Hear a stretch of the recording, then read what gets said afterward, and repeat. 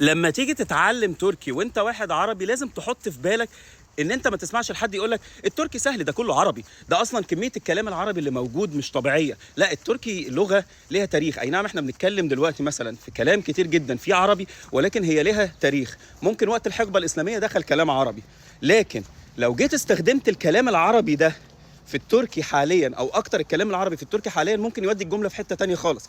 يعني مثلا افتكرت كان في اغنيه بنغنيها في مصر بنقعد نقول ابطال الجمهوريه عدوا حدود العالم.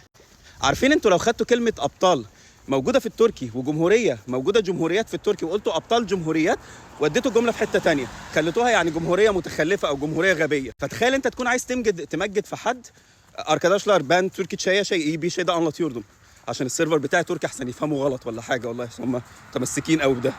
ومش الجمله دي او المثل ده بس اللي انا قلته، لا في امثله كتيره جدا. فانت لما تيجي تتعلم تركي تتعلمه ان هو لغه لوحده، لغه صافيه كده حلوه بعيده عن العربي، لان حتى ترتيب الجمله مختلف عن العربي. الفعل عندهم بيجي في الاخر، اللغه عندهم لغه لواحق، احنا ما عندناش كده في العربي. المصدر عندهم مش مصدر زي الماضي عندنا كتب وشرب وغيره والحاجات دي كلها، احنا بنتكلم في حاجه تانية خالص. فلما هتيجي تتعلم تركي ما تسمعش لحد يقول لك اصل هي سهله عشان العربي، لا، تعلم تركي عشان انت هتتعلم تركي بس.